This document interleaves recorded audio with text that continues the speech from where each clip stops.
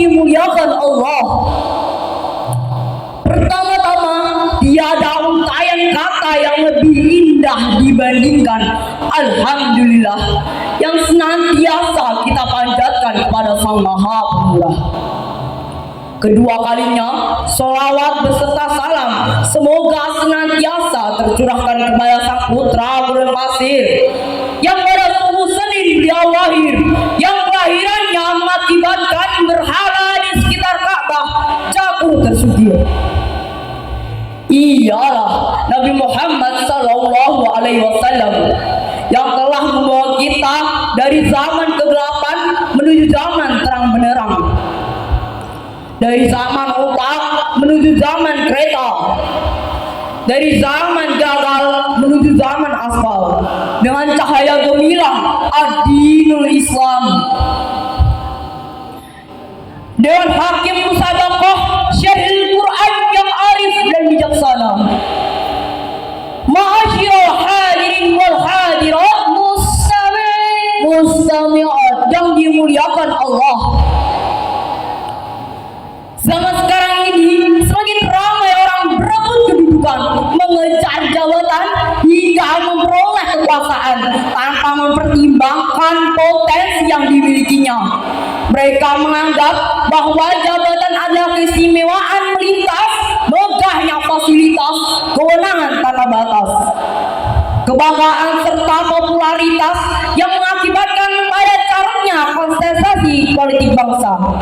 Pertikaian antara umat dan masyarakat sungguh sangat ironis dan mengejutkan melihat fenomena tersebut. Karena itulah kami menguraikan Syekhul Quran yang berjudul Urgensi dan Implementasi Konsep Kepemimpinan Islam Terwujudkan Perdamaian.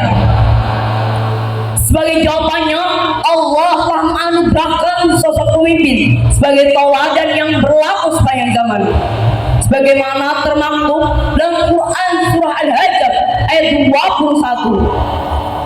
A'udzu billahi minasyaitonir rajim.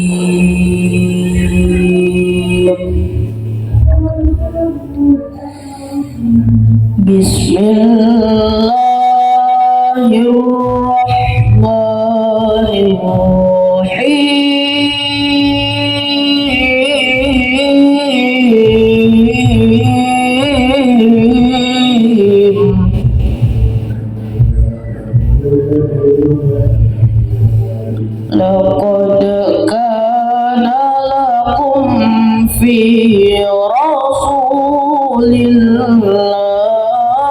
uswatun hasanah.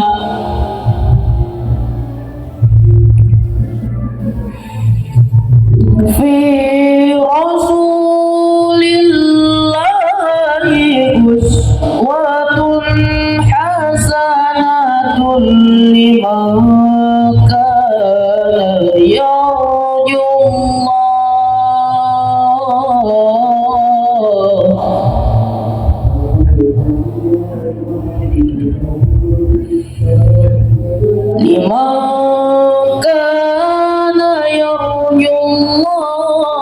wal yawmal akhir dzakarallaha katsira.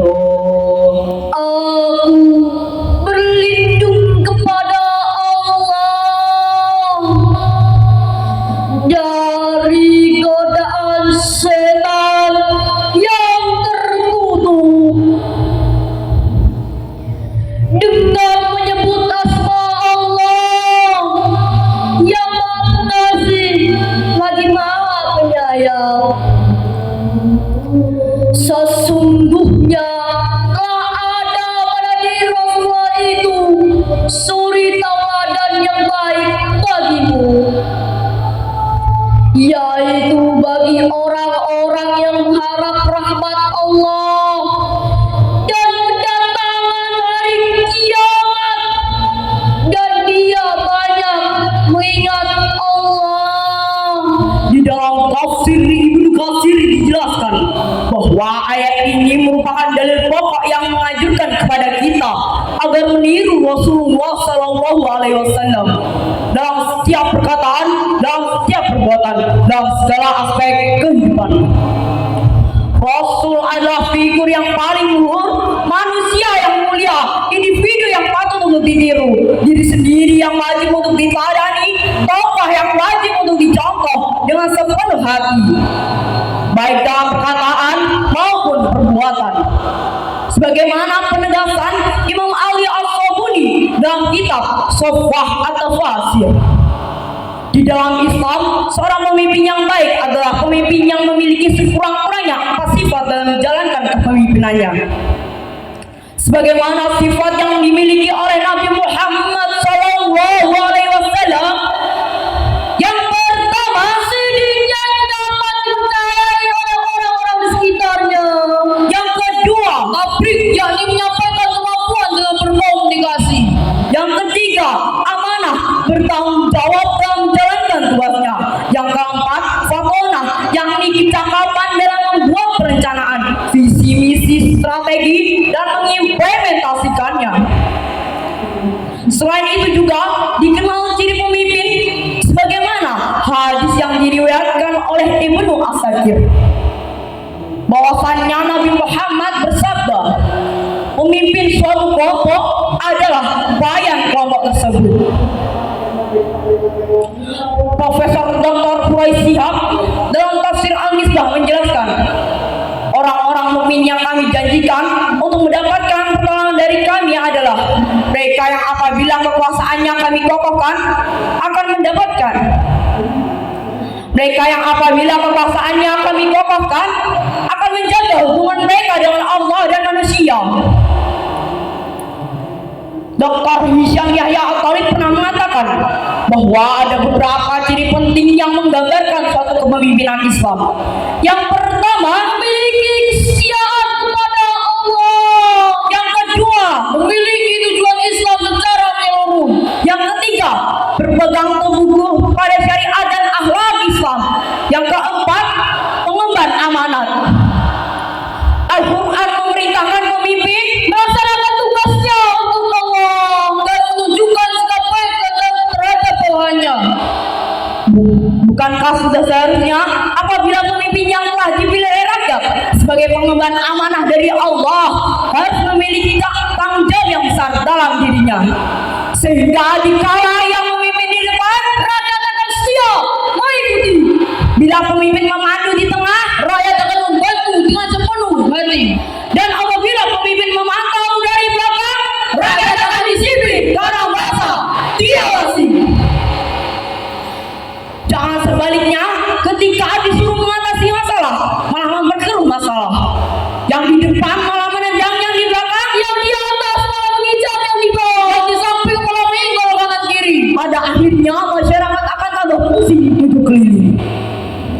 Na'udzubillah, summa na'udzubillah. Oleh karenanya, mari kita renungkan bersama firman Allah dalam Quran surat Al-Hajj ayat 41. Alladzina immakkannahum fil ardi aqamus sholata wa atawuz zakata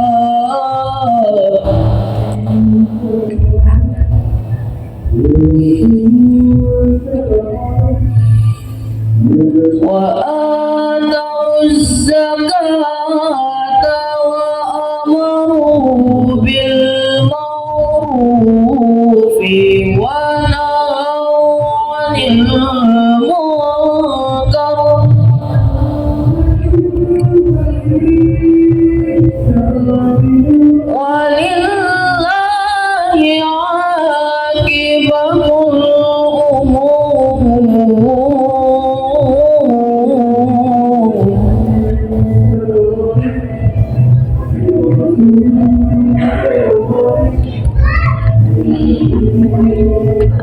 ولله عاقبة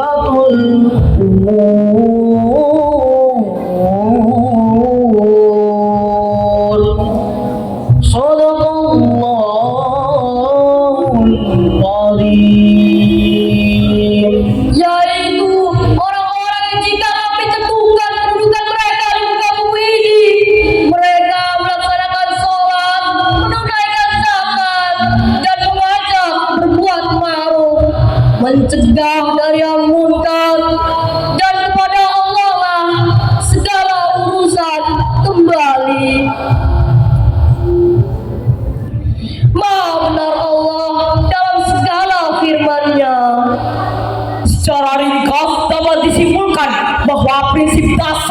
kepemimpinan Islam, yakni musyawarah, keadilan dan kebebasan dalam berpikir. Pemimpin Islam bukanlah kepemimpinan tirani tanpa koordinasi, tetapi yang mendasari dirinya sendiri dengan prinsip-prinsip Islam. Bermusyawarah secara objektif dan penuh hormat, membuat keputusan seadil-adilnya dan berjuang menciptakan kebebasan dalam berpikir. Demikianlah yang dapat kami sampaikan. Tapi betina kami minta. Mari kita bina kepemimpinan bangsa agar tercipta kehidupan aman dan sejahtera.